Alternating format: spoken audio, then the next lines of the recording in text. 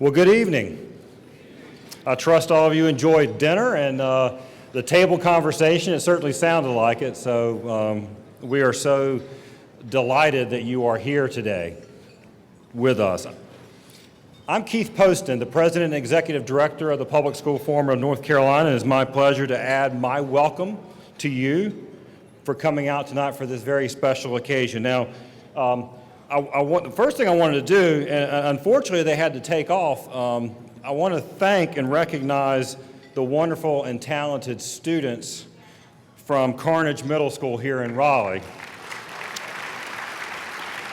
I don't know if it was kind of fun if any of you happened to walk out and take a restroom break in between dinner. You probably saw a bunch of parents out milling around, waiting for their children to be done. But it just made me think about it. There were 14 middle school students in that orchestra, so you had you had about 14 different sets of parents, about 28 sets of grandparents who all are very proud and excited about their talented children. And you know who else was talented in that group? Was the gentleman who was conducting them, and that was their teacher, Mr. Winifred Marichaux. Now, Winifred is the music teacher at Carnegie Middle School. Now, at the Public School Forum, we think that music and arts education is pretty important,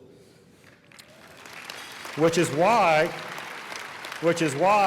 we hope and why we've been supporting that the special teachers, the specialty teachers, like Mr. Marichaux, that those positions can be fully funded by our friends in the General Assembly, and that we don't go into next year, 1 year from now, in exactly the same place we were 3 weeks ago. So now there's some folks here, and I'll introduce them in a minute, that maybe they can help carry some messages back with them. But I appreciate the students here. We're always delighted to have them come here. Now, it's hard to believe in some ways that it's actually been a year since we gathered to celebrate educational leadership. In 12 months. It's actually been, certainly been an eventful 12 months in our country. And heck, it feels like it's been an eventful 12 months in the last week. But I can tell you it's been a great year the past 12 months at the Public School Forum of North Carolina. We just completed, just a few months ago, our 16th annual study group on expanding educational opportunity in North Carolina. We have launched 2 initiatives out of that study group. One, focusing on helping our schools better support children who are dealing with trauma in their lives. Very important, very sad situation, frankly, that we're dealing with so many kids dealing with poverty, toxic stress, violence in the home, violence in the community. So we're working to help schools better support those kids. We're also leading a new effort to bring school districts together to deal with the very important issue of race equity. Because our goal, and it's not going to be easy, and a lot of you in the room are already working on it, and you're going to be working on it with us, is to take race out of the equation when it comes to student achievement. So we have a lot of work to do, but there's some critical, important work that's already started, and we appreciate it. And of course, in the middle of all that, we did, let's see if I can make this thing click for me. There we go. We also launched a new TV show right in the middle of the last year. So we're here on WREL on Saturday nights. We're actually starting back with new shows next week. I got the microphone, so I get to promote our show. Some of you in the room have already been on the show, and if you haven't been on the show yet, don't be watching that caller ID and avoiding my phone call, because we're going to have you on.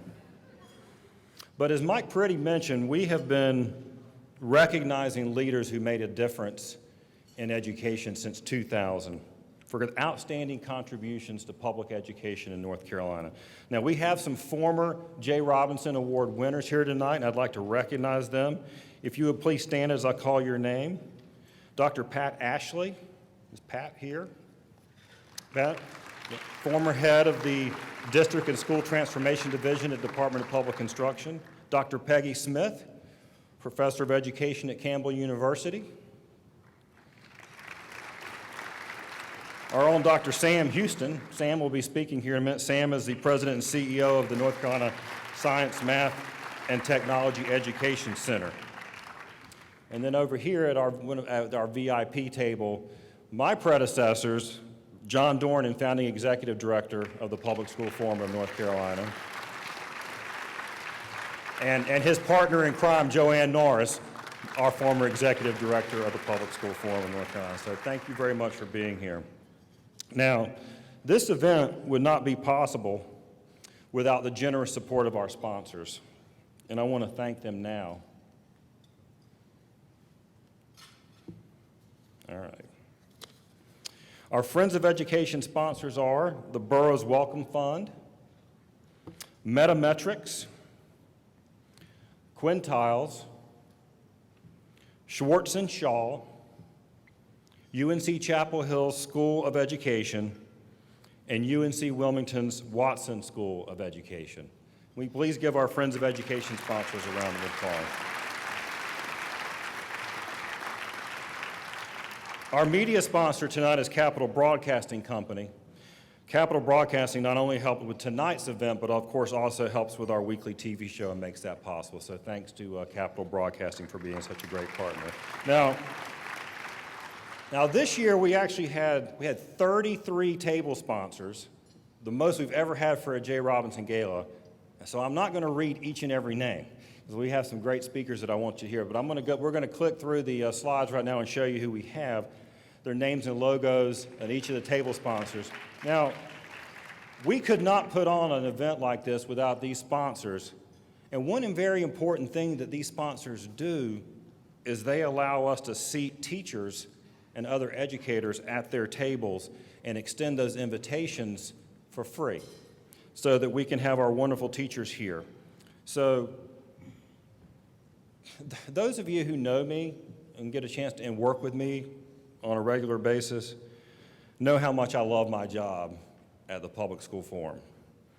And one of the primary reasons that I do is because we get to speak up on behalf of teachers every day and for our public schools. And there's not a single day, I promise you, there's not a single day that I do not think about our teachers. I think about the teachers that I had. I think about the teachers that my daughter had. In fact, a couple of her teachers are here tonight. It was good to see them. Think about my sister, who's been teaching for 20 plus years in the Cumberland County school system. I think about many of y'all in the room who I've gotten to know over the last 3 years. And I mean this sincerely. It is really an honor in whatever small way that I can do it to help be a voice for you. Now, we're all gathered here tonight to honor a great leader in education, but I know that Howard would agree with me that the teachers are the real heroes here tonight. And what I'd like to do, if I can, is to ask every person who is currently a classroom teacher to please stand up.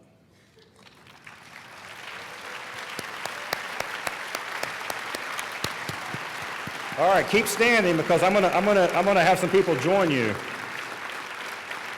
If you've ever been a classroom teacher, please stand up. Yeah. If you've ever been a classroom teacher, look at this.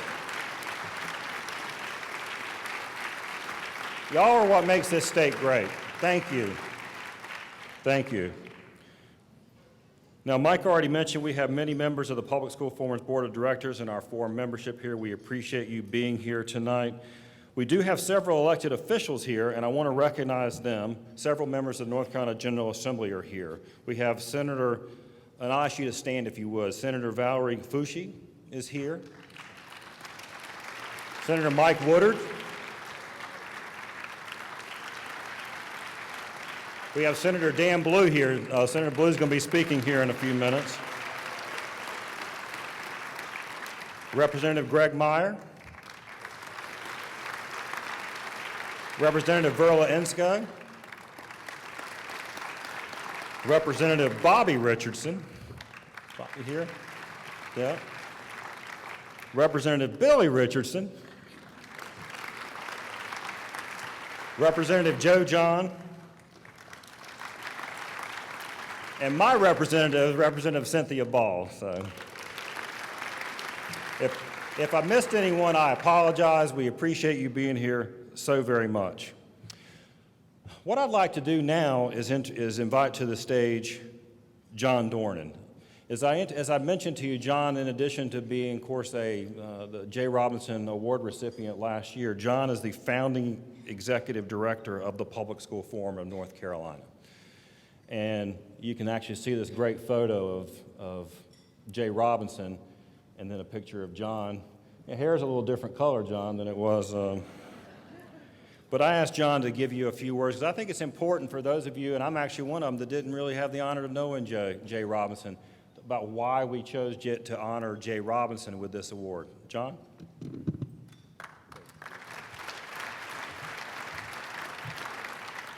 I didn't recognize that guy either, and it's a much younger John Dornan. When Keith asked me to do this, I was really appreciative. Jay is one of the few people in my lifetime that I count not only as a friend but a mentor, and he's one of the most unusual and, to me, beloved people I've ever known. Let me talk about how I met him, because it was a rather odd way to meet Jay Robinson. When I came to North Carolina in 1982, I was the executive director of the NCAE. And I had come from New York, a collective bargaining state where teachers called themselves a union, not an association. And getting to know people was difficult. Some of you will remember Ken Royal, the senator, longtime senator from Durham. I will never forget, he was called the Bear, by the way. I will never forget meeting him, and he took one look at me and said, so you're the boy from New York. Well, it was not easy. And the first time that I met with the lieutenant governor, it was Jimmy Green then, Joanne Norris, who at that time was the political action director lobbyist for the NCAE, arranged meetings, getting to know you meetings. We walked into the lieutenant governor's office, and he looked at me and said, just a minute, turned around, hit a speed dial, and it was, Jay, this new guy from New York's here, what do you think? And I'm clueless. And he turned around, and apparently Jay said I'd at least listen to him, because he did. We talked for about 20 minutes. We got into the hall, and I looked at Joanne, and please excuse my language, I burst out with, who in the hell is Jay? Only to learn it was Jay Robinson. And when the lieutenant governor wanted an opinion on education, he had him on a speed dial. Well, she explained this to me as we're walking to then House Speaker Liston Ramsey's office. And we get in, and Joanne introduces me, and he turned around, and guess what? Jay, this new NEA guy's here. Talks for a minute and said, okay, let's talk. Twice in a period of less than an hour, I learned very quickly who Jay Robinson was. I have never in my life before or since seen a superintendent who had that much respect and that much clout, if you will, with people in the General Assembly. He was a one of a kind. Jay's beginnings go back to a place called Bandana with one N, B-A-N-D-A-N-A, North Carolina. It's in Snow Creek, a township. Today it has 1,700 people. At once it had a few more. The only thing it was ever known for was at one point in the 1800s, silver mine, and then a mica mine that closed. Its population has gone down ever since, but that's where Jay came from. And he talked like he was from Western North Carolina. I won't even pretend that I can mimic the drawl that Jay had. He started out as a teacher, football coach, then he became a principal, then superintendent of Cabarrus County. And in a very unexpected move, he was hired as the superintendent of the state's, at that time, largest school system, Charlotte. Much to the consternation of a number of people who felt he didn't quite speak the Queen's English right. He was from a small town, he had never managed an urban school system, and he had a really rocky beginning. Well, Jay overcame that, and part of his overcoming that was an unusual relationship, and it's one of two that really tells a great deal about his career from that point forward. Dick Spangler, who was a wealthy bank executive, a no-nonsense guy, very curt, didn't suffer fools, was the chairman of the Charlotte School Board. He had a great relationship with the Charlotte Chamber of Commerce and the business community, as you might imagine. He and Jay clicked.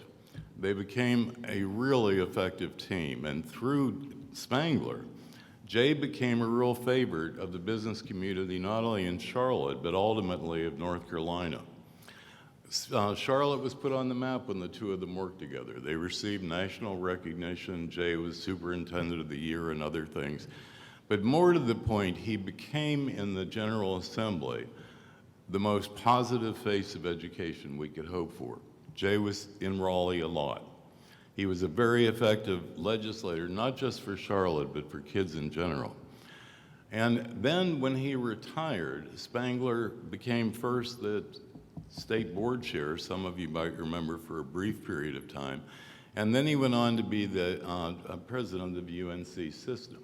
He asked Jay to become his lobbyist. Jay became the vice president for governmental affairs for UNC and did quite a job representing them. And if you want some insight into Jay when it comes to working in the General Assembly, the chancellor of UNC made the mistake of lobbying independently.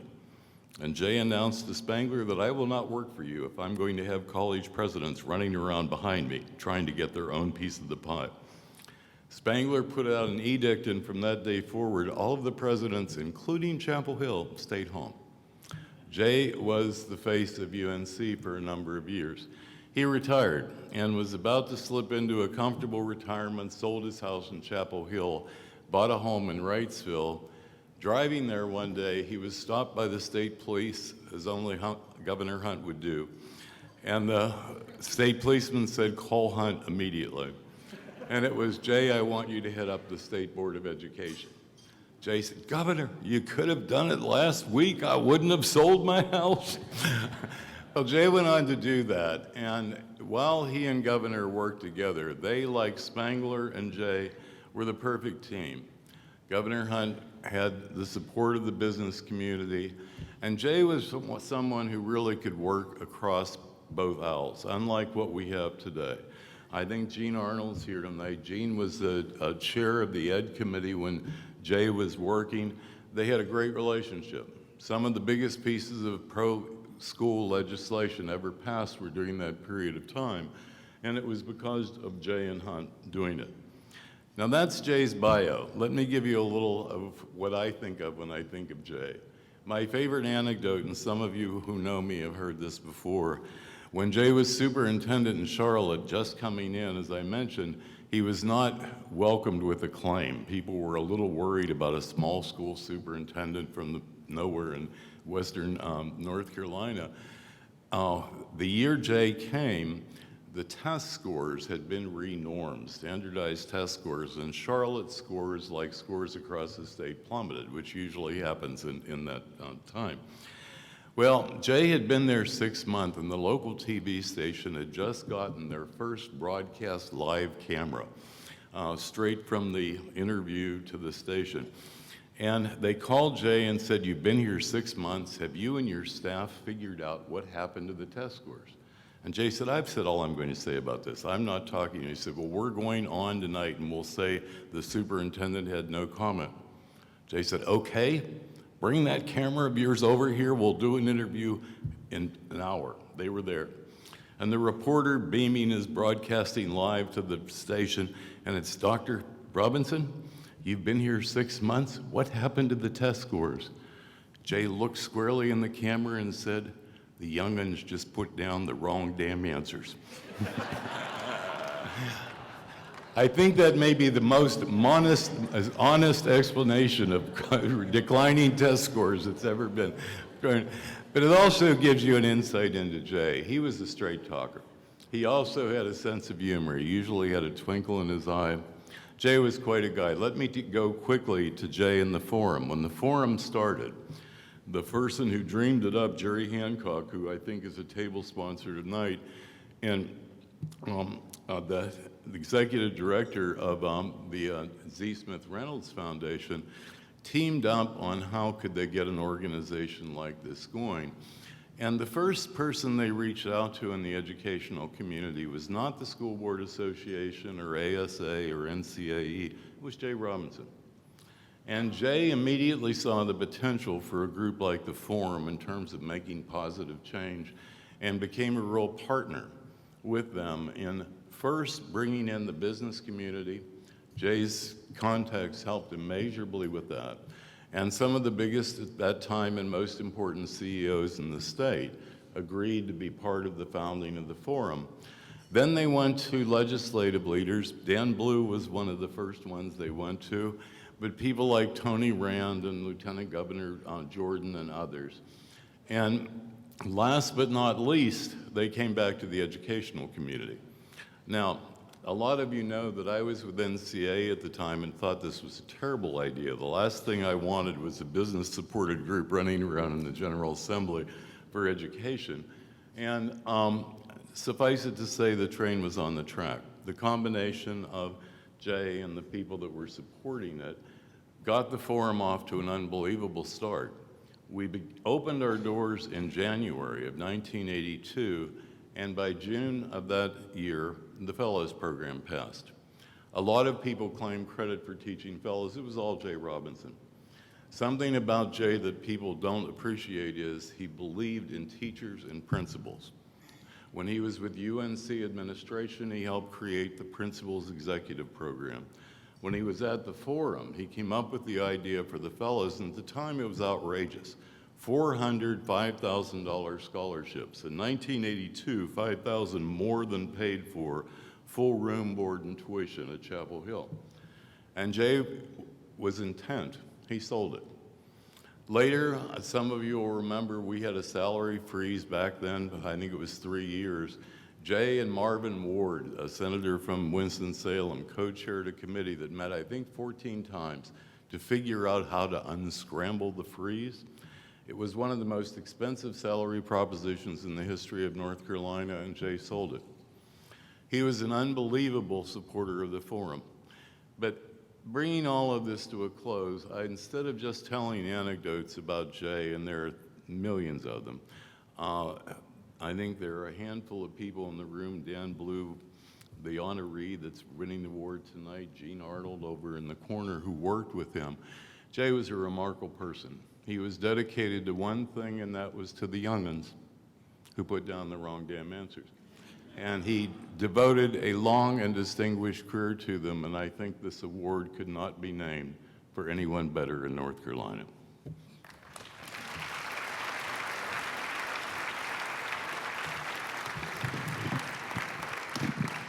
Thank you, John.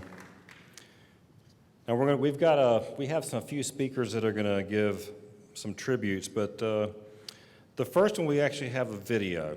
Now, as some of you know, a recent Jay Robinson Award recipient from 2 years ago, Governor Jim Hunt, celebrated his 80th birthday this week on Tuesday, and that milestone included a pretty big bash tonight for a lot of family and friends that came in from all over for the party.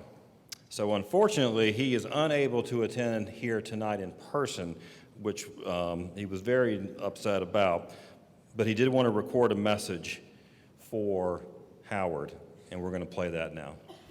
It is a real privilege for me to be with you all tonight as we honor one of the greatest men to ever work for education in North Carolina with the Jay Robinson Educational Leadership Award. Howard Lee. This is a man who has made history and is still making it for North Carolina.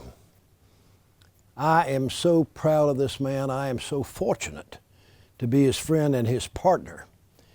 And I am so thrilled that we are honoring him tonight. Howard Lee, as I think all of you know, grew up doing hard manual labor on a farm in Georgia.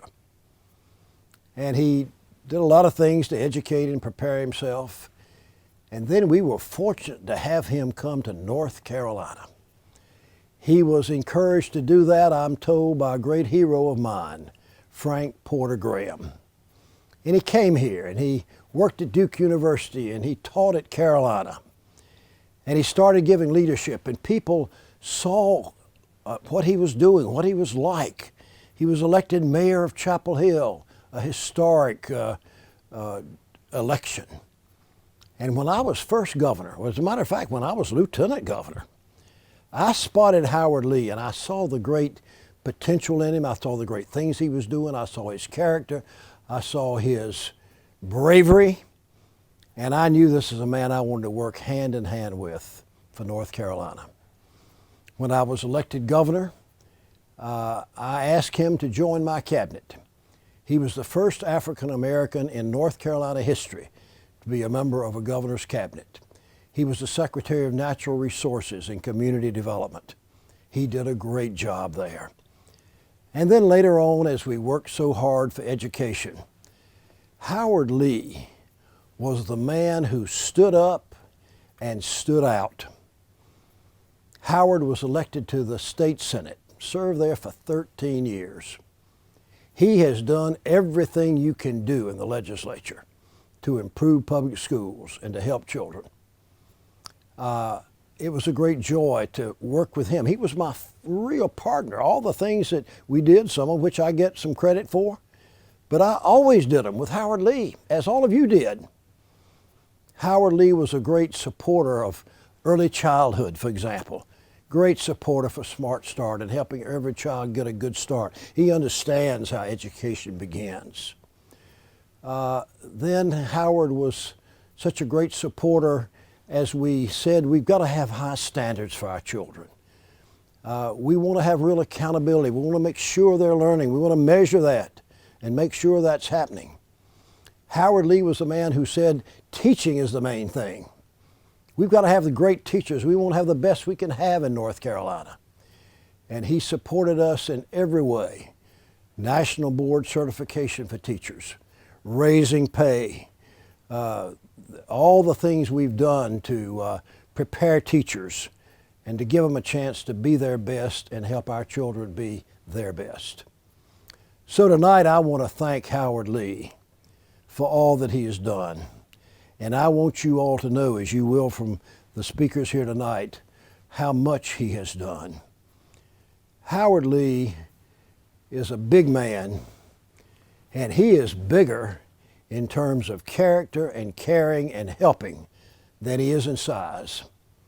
I want him to know, and I want his wonderful wife who will be here tonight, I want them to know how much I value and appreciate them.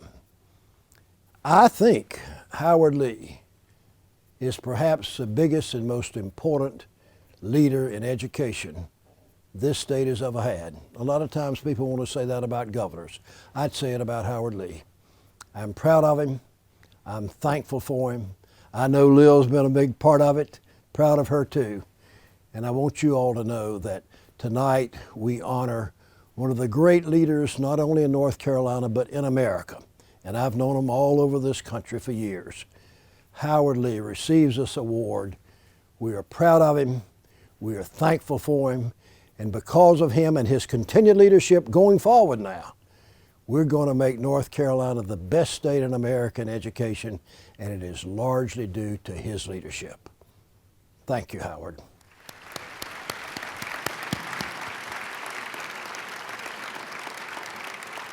It's a little sad to see that Governor Hunt has lost so much of his passion over the years. Well, I appreciate him doing that. Now, I'm going to invite, we have a few speakers. What I'd like to do is invite all of you to come up on the stage right now, and then we're going to have you come up one at a time to make comments. We have Dr. Sam Houston, who I introduced earlier. Sam, if you could come on up.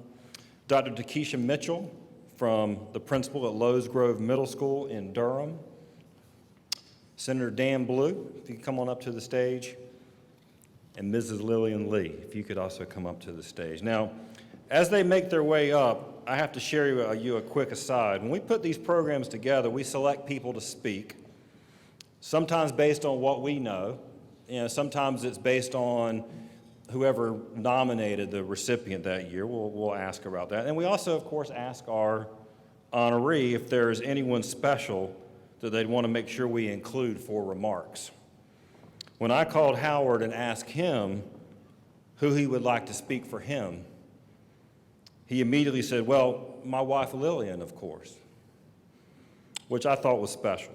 So we're going to hear from Mrs. Lillian Lee in a minute. But first up is my good friend Sam Houston. And Sam, I can tell you, after Howard said Lillian, he did say, oh, Sam Houston would be great too. So. Thank you, Keith. Actually, when Howard asked that I make remarks, I was not only astounded, I was excited about the opportunity, but challenged with what do you say about a person like Howard Lee, who has been a friend, a colleague, and certainly, as you've already heard, I think a leader beyond comparison here in North Carolina and across the country. I know you've worked with organizations that are nationally recognized. He is a leader. He's very devoted to people. You've heard that. I want to reiterate that. He's devoted to people. He has a very distinct passion for young people, young men, young minority men. And he and Dudley Flood and others have done so many things to help them be all that they can be. And it's a passion of his, a passion that he has carried out and worked hard to achieve. The other problem is that when you talk about Howard Lee and you're told to be brief, it's very difficult to be brief about a person like him, the history and the background and the things that he's done. It's even hard to determine what you call him. Mayor, senator, secretary, chairman, and it goes on. He has held just about every important role in North Carolina that you can imagine. And it seems that Howard's been around a long time, and he keeps showing up. And I'm going to get back to that in just a minute because this gives me a chance to get him back with one thing, that he knows what it is. So challenged with what to say, I've picked up a book that I read from time to time, and it's because it's 1- and 2-line sentences, and you don't have to remember much more than that. It's called The Most Brilliant Thoughts of All Times, in 2 lines or less. And it's edited by John Shanahan. Now, you'll all run out and buy it, I'm sure. The other thing I want to say to you is please listen to me carefully because you may get home later tonight and say, did Sam say something bad about Howard Lee? And that's so far from the truth. So follow me carefully.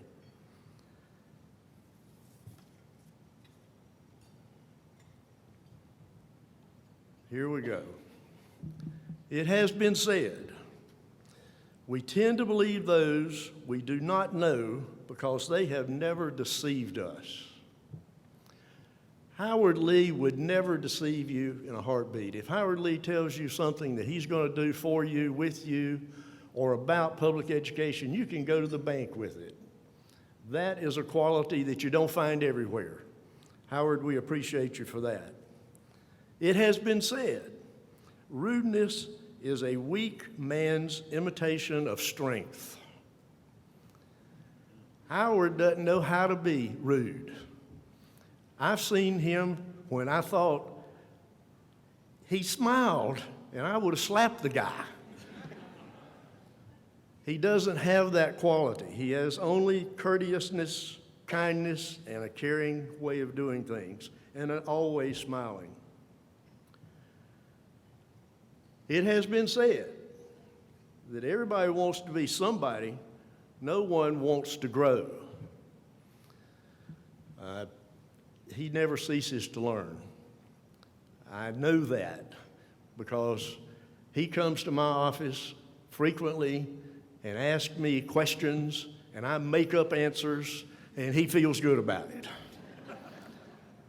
But he's always searching for information. I appreciate that in anyone. It has been said, people hate those who make them feel their own inferiority. If you happen to feel bad or inferior about anything, all you need to do is go talk to Howard. He'll make you feel good. He'll take you to a new level that you were not at at the time you confronted him. He will find a way to move you to a height of feeling good about what you felt inferior about just moments before. It has been said, people often say that this or that person has not yet found himself. But the self is not something one finds, it is something that one creates. He has yet to cease to create. I happen to know he's 10 years older than I am.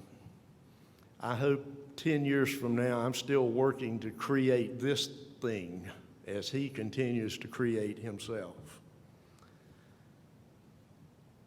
It has been said, anyone can hold the helm when the sea is calm. Well, I want to ride with Howard when the sea is rough, because he will remain calm and he will steer the ship and steer it well. It has been said a man's character is his fate. Well, you got to live with it. You've created the person you are, and we're happy that you have.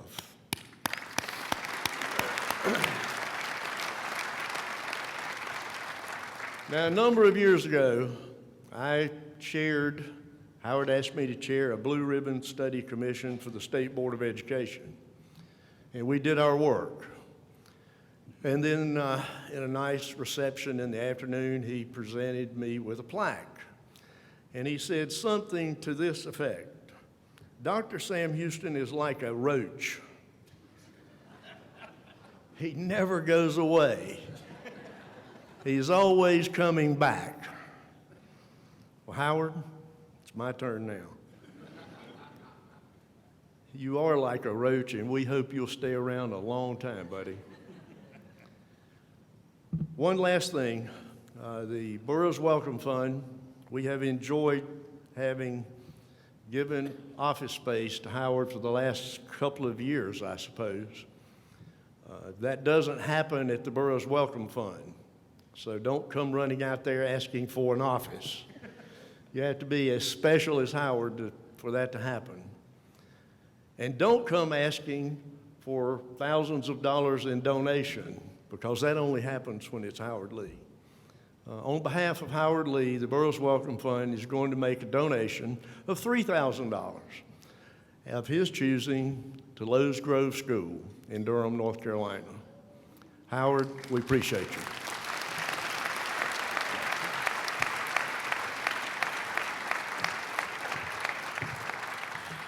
Good evening. My name is Dr. Takesha Mitchell, and I am the proud principal of Lowe's Grove Magnet Middle School in Durham, North Carolina.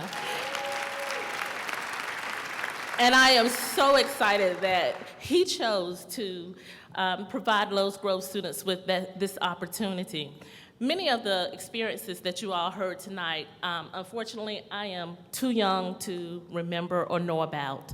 So I'm going to share with you my experiences with Senator Lee, and those experiences are actually happening right now. Senator Lee came to Lowe's Grove, and he bought STEM Academy. And for those of you who don't know what STEM Academy is, it is a program that we have for students that we want to make sure that they are challenged in the areas of STEM.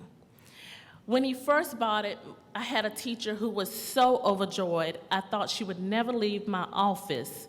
And I said, you have it, you have that classroom, you don't have to worry about it. She contacted Senator Lee, and they got busy, and they started working. As a principal, many programs come across my desk. Many of them don't have much lasting experience, and they really have very little impact on our students. But STEM Academy has had a major impact on the students at Lowe's Grove. And the best way I can sum that up is by sharing with you what that teacher wrote. I first met Senator Lee a few years ago when my principal, reading this to you, offered me the opportunity to take over STEM Academy, an initiative created by Senator Lee. To say I jumped on the bandwagon would be an understatement. His vision, his dream, was to take intelligent young minds and focus them on the future. In the past few years, he has provided my STEM scholars with field trips, guest speakers, parent nights, jackets and sweatshirts, and 2 published books, and a 3rd one on the way. But this is not really what he did for Lowe's Grove. What he really did for us is he impacted our students' lives. He made a difference with real children. I want to tell you about Natalie, who said, "I didn't know I was smart until I became a STEM scholar." I want to tell you about Valentine, who is an autistic boy who said, "STEM Academy gave me my first real friend." And I want to tell you about Dante. Oh my goodness, if you all could meet Dante. I would love for you all to stop by and meet Dante. Dante didn't want to be in the STEM Academy program, even though his test scores showed us that he should have been at the top of his class. He was making all F's. So we put him in STEM Academy. And now he wears his STEM sweatshirt with pride. And a young man who said, "I don't even know if I want to graduate from high school," is now talking about graduating from college. So,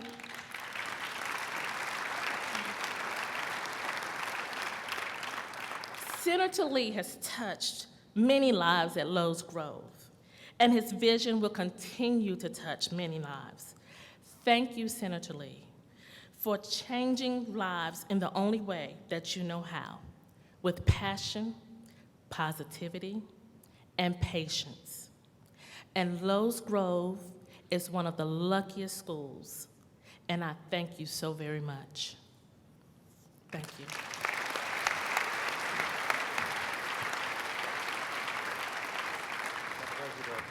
Bring up Senator Dan Boyd. Thank you for being here tonight. Oh, Thank you, sure, sir. absolutely. Thank you, Keith, and let me say howdy to all of you. Edna and I love Howard and Lillian Lee, and I feel extremely lucky to be here to talk briefly with you this evening to celebrate this recognition for Howard. It's an honor to stand before you. When I learned that he was being recognized, having been involved with the Public School Forum since its inception, I thought it was one of the wisest things that this organization has ever done. Howard has dedicated his whole life to moving the ball down the court.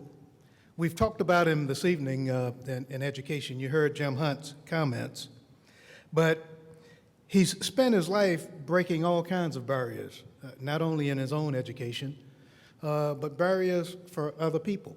And that's what's most important about the contributions that Howard has made. Because I think that that's what he will be measured by 50, 75, 100 years from now. Not who he was or what he did for Howard, but how he moved so many people because of the barriers that he removed for them. He redefined politics in the state, pushing back against social constraints of the time, and paving the way for future generations for further progress.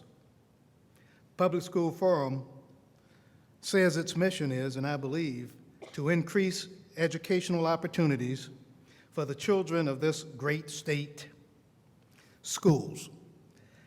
Howard's lifetime of dedication in creating greater opportunity for success and empowering other people will be his legacy. Howard's life and legacy of, I think, most measurements would consist of a lifetime of first.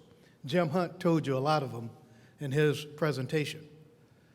And I happened to be a college student when Howard was elected mayor of Chapel Hill, and all of us around the state celebrated it in 1969 because he was the first African American of a predominantly mayor of a predominantly southern state or city, and did a marvelous job after being elected, reelected, and reelected in that post, and sort of served as an example for so many of us teens and young 20s people back during that time. He was, as you know, the first member of his family to get a college degree, which wasn't an easy thing from somebody from where? Lithonia, Georgia, Howard? And go back and read the history sometimes, and you'll see some of the hurdles that were put up, and it's inspirational and really moving when you look back at the time and you see the role that Howard Lee played. I was teasing him a little bit earlier this evening. In light of what's happening on the national scene, Howard was sent to Korea as a soldier in 1958 or 59, shortly after the Korean War, and was put on the 38th parallel and set up there when they were still having pretty serious skirmishes with the North Koreans, still thinking that Americans had no real business over there on their little place, and succeeded in doing that, but came back and graduated from college and luckily came to North Carolina. I got to know Howard when I was very young, still am, by the way, and he was inspiring then and continued to be for the next 40 or 50 years, and still is.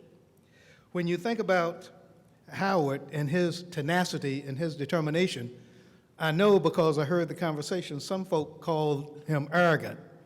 You know, and that's a phrase that some of us got certain meanings for, and I told him it wasn't arrogance, it's tenacity, and it's confidence, and the knowledge that you know exactly where you're going and that you know what you ought to do.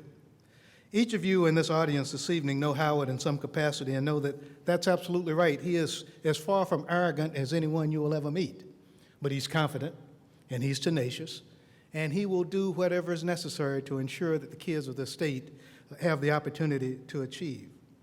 Time and time again, Howard ran into people saying no, and he knew that he would never take that for an answer.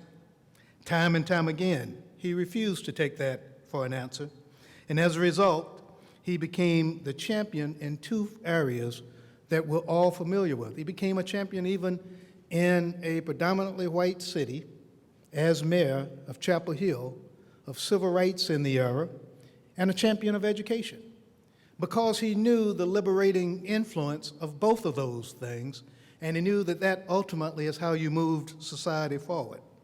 Because of Howard, like other North Carolinians of his particular generation in that era, we know that the path to progress has been made much smoother and much more promising. And I'm glad that he's still blazing that path. Howard taught me a lot of things over the years, that laws can be enforced to try to turn things back, but you determine whether you're going to keep pushing to make them go forward. Other people can try to define who you are, but you determine who you are by your belief in yourself. And until you decide whether you're going to let them put hurdles in front of you, you'll still be struggling for identification. Howard did not have that problem, and he taught it to me. And he's been a teacher on so many other things. We praise him for his leadership in education. But you know, at heart, he's a teacher. He was a college teacher for a while, but at heart, he's still a teacher in so many ways, and he never misses a teachable moment and a teachable lesson that you can take from any experience that you have. And he knows exactly how to make that point. No matter how many times he may have been challenged, he will still come back to show you what you can learn from particular lessons. In an era that sought to exclude, Howard figured out a way to include.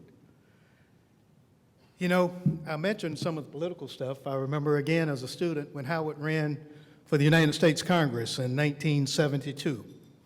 You know, college students, we don't have much to do, so we get involved in all kinds of stuff. And Howard almost beat a seasoned incumbent after the legislature drew a district that tried to guarantee that he wouldn't win it. He still got 48% of the vote in that 1972 race. But I really got to know Howard real well in 1976. In fact, got to know him so well that I almost stopped working my pay job and volunteered with him to move around the state when he was running for lieutenant governor. And did I learn a lot of lessons from that? Our oldest son was 3 years old, and he had gotten this sweatshirt, and some of you might remember, most of you are too young to, and he started wearing it, and we couldn't get it off of him at night. It said, "You and me and Howard Lee." My 10th grade English teacher would have done something to me for that construction, but that's what it said. And he wore it from early May until the election in September, because we had late summer elections. Howard won the primary, but again, because of some of the rules, in a runoff, he lost the race for lieutenant governor. We were so involved in that, and Howard will tell you this story. Our daughter was born on July 1, 1976, at Rex Hospital. She was born at about 6 o'clock in the morning. Took my wife to the hospital, dropped our youngest son off. Our baby was born. 15 minutes later, I was on the road with our youngest son, and we went with Howard down to Pembroke to the Indian Cultural Festival down there. Spent all day, and my wife forgave me. She forgave me for leaving a new baby 15 minutes after she was born, because we believed in Howard Lee. And Howard Lee had inspired us so that we were willing to go wherever he led us. That's the kind of leader Howard has been. That's the kind of mentor he has been to me. And Howard helped usher in a whole generation, whether it's Billy Richardson, who was a college student when he ran, or others, not only in this audience tonight, but across North Carolina, a whole new generation of 20-some-year-olds who dedicated themselves to public service and got elected in offices all across the state to help this vision that Howard had shared with us to become a reality. And I was fortunate enough to serve in the General Assembly with Howard and watched him as he structured the education budget. Sometimes we were on the other side of the table, but watched the tenacity that he brought to that task in advocating for the young children in the state, for teachers, and for education. And you know the rest of the history of the significant contributions that Howard has made. And I have helped honor and recognize many individuals over the years since Howard mentored me and showed me the things that were important. But nobody in the whole scheme of things is more important in being recognized for the contributions that they have made and for significant generational bridges that he provided to so many of us as to what makes good leadership. And not only with us, he's jumped another generation now and is providing the same leadership, if you've heard, to others who will then go forth to echo very loudly what public education means to North Carolina and will carry Howard's dream to a higher level of reality. Howard, I want to congratulate you on this great recognition, and I want you to know that the other 300 or 400 people in here are very grateful for the many efforts that you've made, that you continue to make on behalf of public education in North Carolina, and for being a real leader and somebody who knows what will move all of us forward. God bless you.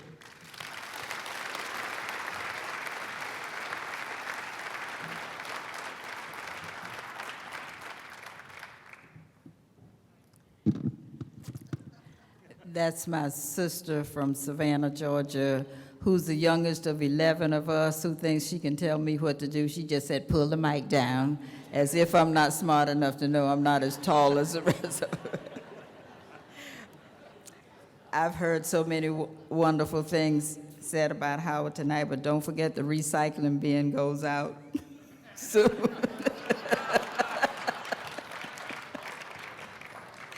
So, I have these glasses on so I can see all of the beautiful faces out there, but in order to see the few things I have written down, I'm old enough now that I have to change glasses. I am pleased to be here tonight and to speak a few words about Howard Nathaniel Lee. Howard Lee, the visionary.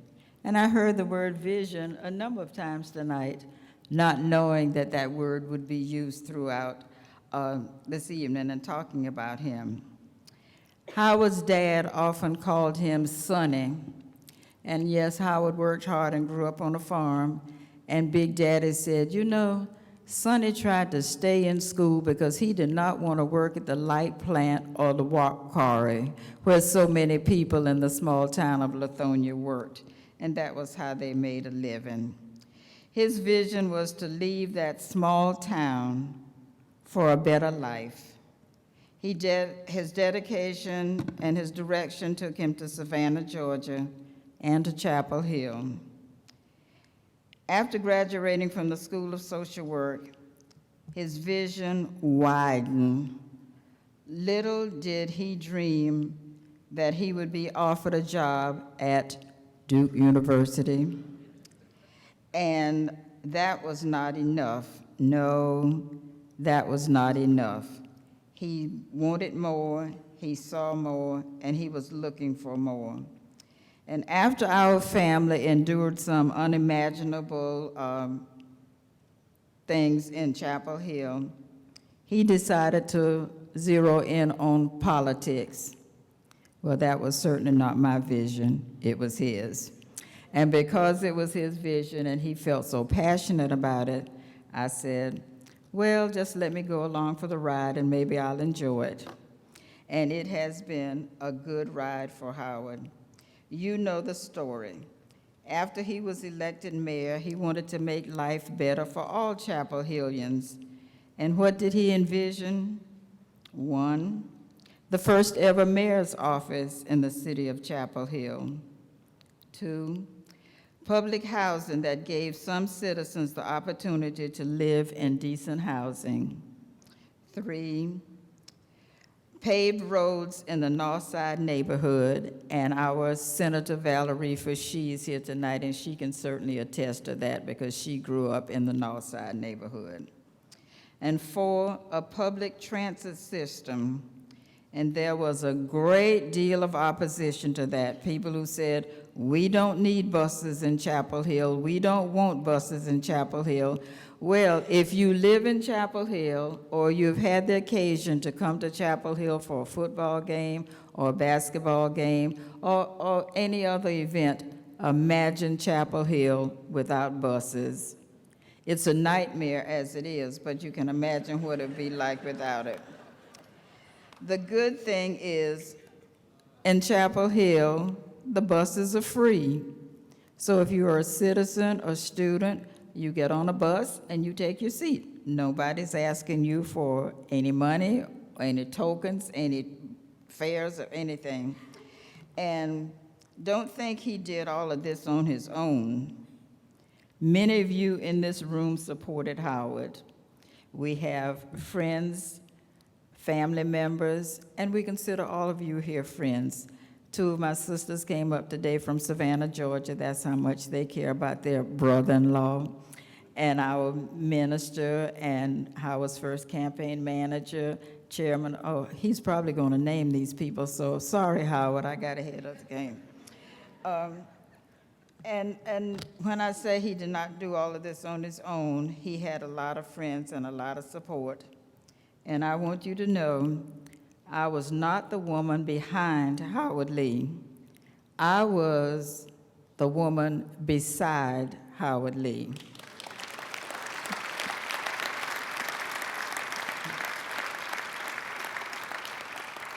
I encouraged him, and I gave him a lot of good advice about a lot of things.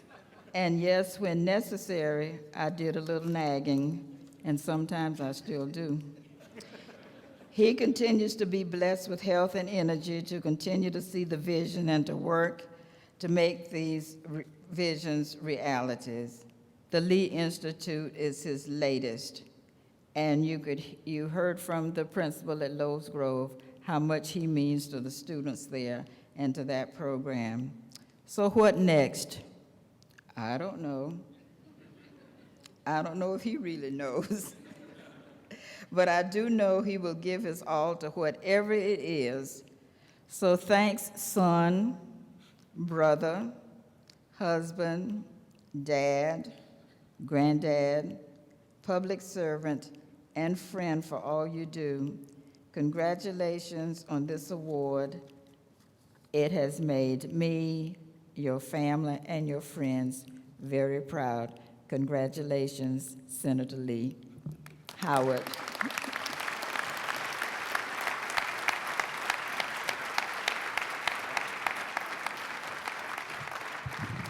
Why don't you give them, all of them, a round of applause while they make their way back down to the, you can go sit.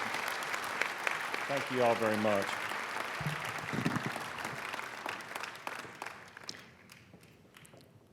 Well, Howard, I can understand why you asked her to speak for you. That was wonderful. Thank you all very much. What I'm going to do now is I want to invite our board chairman, Dr. Michael Pretty, to the stage with me, and invite Senator Lee to come up to the stage as well. Now, as they're making their way up, I just want to just say just a couple quick things. I had met Senator Howard Lee before I was in my current role, but I really had the opportunity to get to know him a little better and learn more about and appreciate his story. I know a lot of you already knew his story. I hope some of you got a chance to read some of the panels that were out in the reception area. You've heard about some of his accomplishments and his contributions already, and I've been thinking a lot about Howard Lee and what he's done and continues to do and the kind of man he is. And there were two words that just kept coming in my mind. And actually, I was out running this morning, and I kept thinking about these two words: courageous humility. Howard Lee grew up in the Deep South on a sharecropping farm during a shameful and hateful time in our country. And when he came to Chapel Hill in 1964, it wasn't the open and welcoming and progressive place that we think of Chapel Hill today. Mike, you were a student in Chapel Hill in the 60s. The country, the state was different, deeply segregated, deeply divided. Mrs. Lee mentioned it, but I mean, they endured death threats against Howard, against their children. Cross was burned in his front yard in Chapel Hill. But Howard Lee did not allow it to make him bitter, and he did not allow it to make him give up. He faced it with courage and humility. You see, he did not let the hate change him. He set about changing the hate. He set about blazing trails for others to follow, and he did it all with a courageous humility that frankly leaves me awestruck. So at this time, I'm going to invite Mike to come up, and we want to present the 2017 J. Robinson Education Leadership Award to Senator Howard Lee.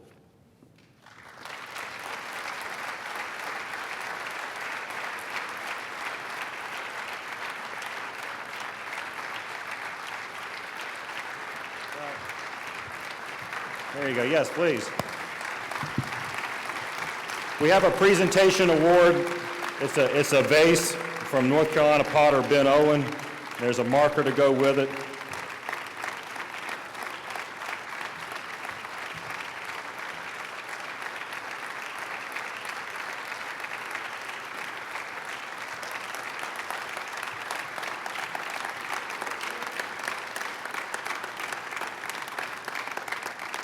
And now introduce the man of the hour, Howard Lee.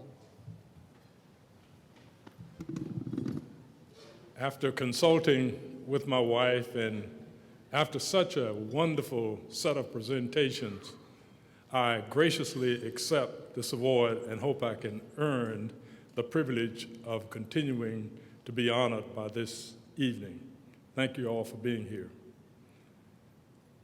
You know, Lillian and I have been very fortunate to have had a long relationship with the UNC basketball program and Coach Dean Smith and Bill Guthridge.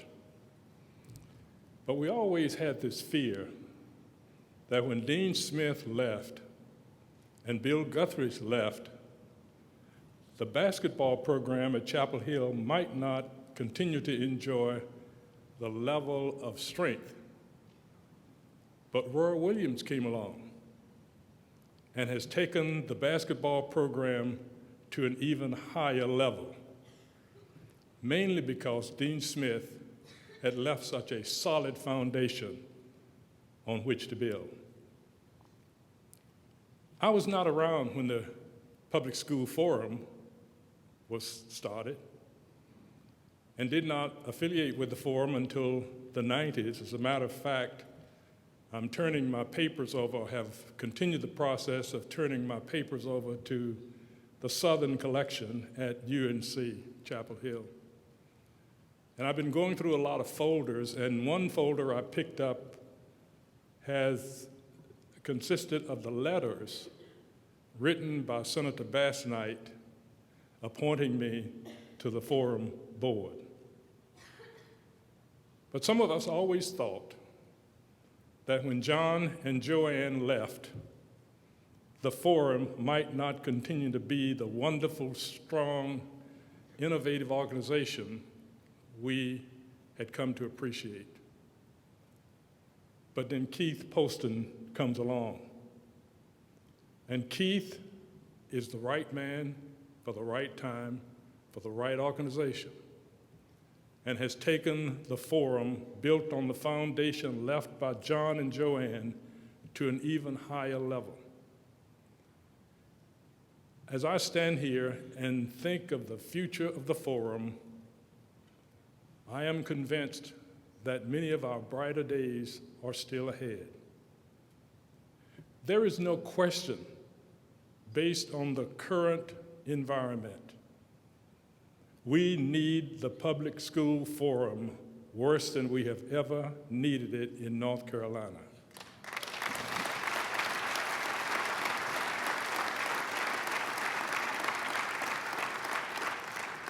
Now, I'm an optimist. I do believe in the long run, cooler heads or smarter heads will prevail. But we have a great challenge ahead of us if we are to maintain a strong public school system. To be able to think that I have earned the privilege of receiving this award in the name of a man I came to appreciate and enjoyed thoroughly working with in person of Jay Robinson. I didn't meet Jay until the 90s when I was back in the Senate and he was at the university. And our beginning wasn't all that happy either.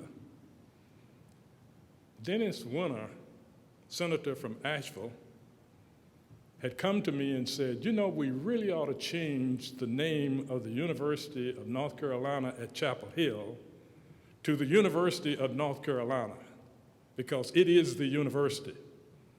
I'd like you to sign on with me on this bill. Well, without thinking and looking back, it was kind of an idiotic thing to do. I put my name on the bill. Jay Robinson found out about it. And the next time I saw Jay, he was all in my face about that bill. And he said, if you don't take your name off that bill, I'm never going to work with you again. Well, we worked it out. The bill didn't go anywhere. But that was my beginning, and Jay and I developed a very strong relationship and worked on many issues after that time. I wish I could share some of the other things that went on. But here is a man that I hold in very high esteem because he was an innovative leader, a visionary leader, a strong leader, and a caring leader. I'm at that age now where once in a while I ponder my life after death, not in a morbid way, but more in, have I done anything that will earn the kind of existence once my body is no longer here? The kind of legacy that's left by Jay Robinson, who will live on for infamy, whose work while he lived was in such high quality that we'll all continue to not only reference it, but learn from it and gain determination through it. Will that be my life? I don't know. That I cannot control. What I can control is what I can do now. Lillian and I have been very blessed with 3 wonderful children, all of whom have been successful. 2 wonderful granddaughters, both of whom have been successful. And I wonder sometimes how we got here, because I'm not sure. As I looked out when I was younger, I could see being here in this place, this night, receiving this award. So our goal is not to take for ourselves, because we've been blessed in so many ways, but to give to the next generations. Ms. Mitchell has become one of my favorite principals, because she is one of the dedicated leaders heading up a school, the same school today in which I worked as a young researcher at Duke University in 1966, Lowes Grove. I have a high regard for this principal. Don Stedman, a friend of mine, says, "Give me a great principal. Even with weak teachers, I'll give you a great school, because a great leader will help weak teachers become strong." Ms. Mitchell has done that since she's been at Lowes Grove. When I talk to young boys, I let them know that you must have a vision. You must have a dream. And you dream to be whatever you want to be.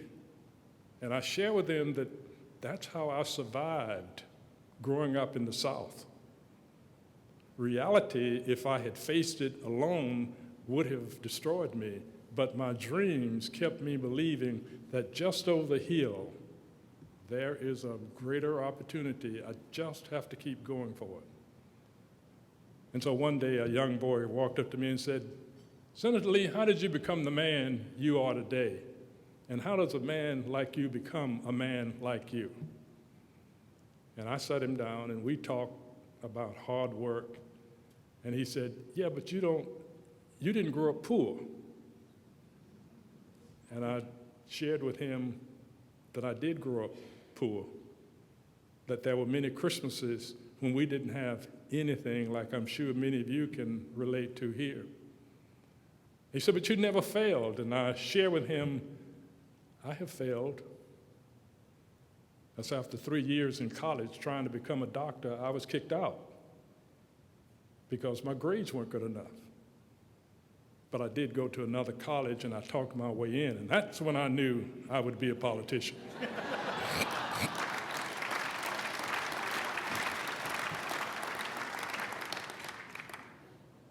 So Lillian said she doesn't think I know what my next move is. I know what my next move is.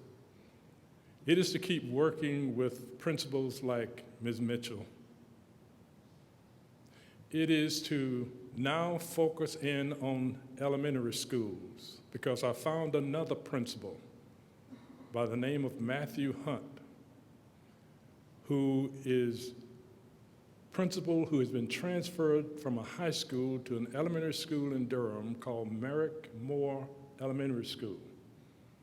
It's not the worst performing school in Durham, but it's the second worst. And I was in the school yesterday, spent about an hour with Mr. Hunt, and we're going to put together a kind of a reading mentoring program. I'm planning to identify every church around that school, and I'm going to ask every minister to come meet with me, or I'm going to go meet with them. I think it is indeed time for the churches to open those doors, call on their members to engage with the schools and become mentors with young boys and girls, especially young boys. Now, I'm going to So as luck would have it today, 2 members of my golf club came to me and said, "We've been hearing you talk about reading. What if we all pooled our resources and we bought a whole bunch of books, and each child in the 3rd grade by the end of this school year was handed a book?" Now, I won't go into all the details because we got to work out all the details on it. I called the principal. There are a lot of people out who really want to help. There's a couple here tonight. I'm not going to identify them, but a young couple, they're a couple who really has been very generous with the Institute in helping me raise the kind of money that I've needed to run this institute. These schools are really in need of help, not just money, but individuals who have talent. I would be remiss if I didn't tonight challenge you in this room, many of you, some of you are already doing it, to engage and offer yourself up to do one thing.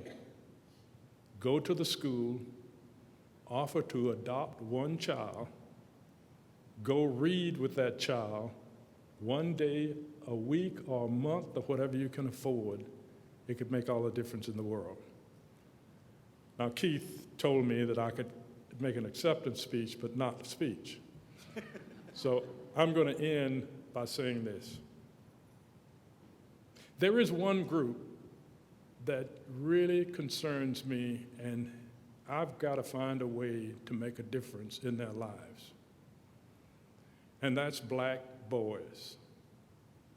Our black boys are struggling in our schools and are the lowest performing group in any school one goes to.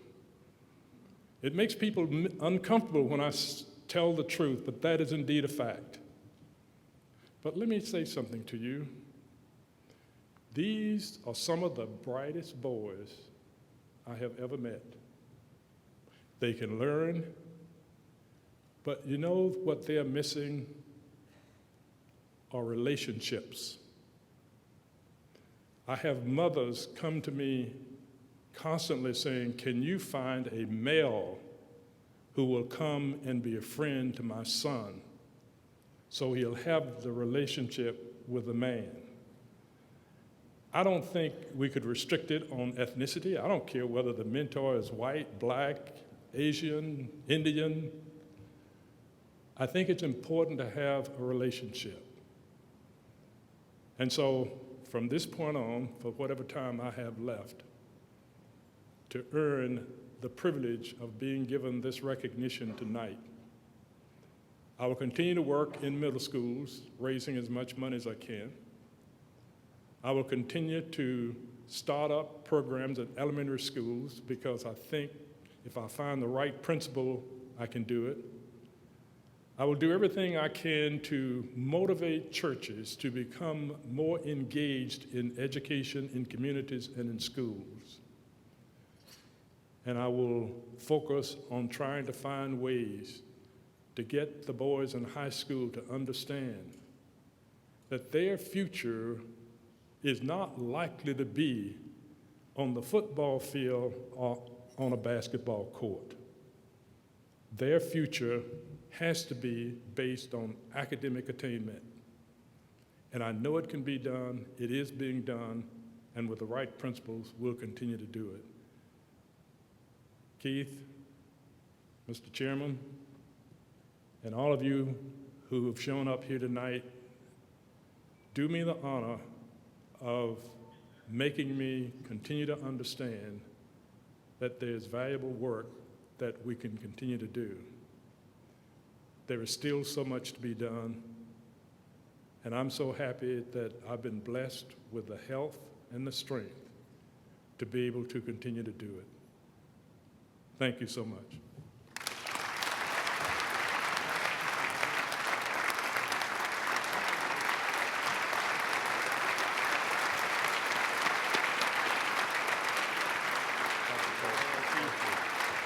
Mike is going to give a closing here, but I just wanted to mention one thing, because you were just talking about this mentoring, and it just reminded me, I met a young man standing right over here, Marco Garcia, at the reception. Marco is a student from Greene County who's been involved in an adult mentoring program. Yeah, you keep standing up. Alfred's going to make you stand up.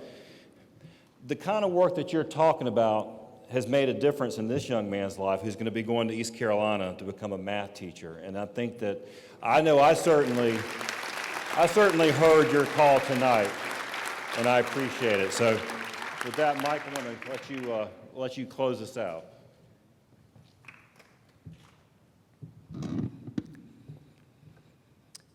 My wife Suzanne and I have a friend in Greenville where we were living before we came here, whose name is Don Mills. And he had an expectation that for anything he was involved in, any event, he wanted everyone to leave feeling excited and delighted. That was his phrase. We want to be excited and delighted. I can't imagine an evening full of more excitement and delight than we've had tonight, recognizing the work, the life, and the passions of Howard Lee. Congratulations again, Howard.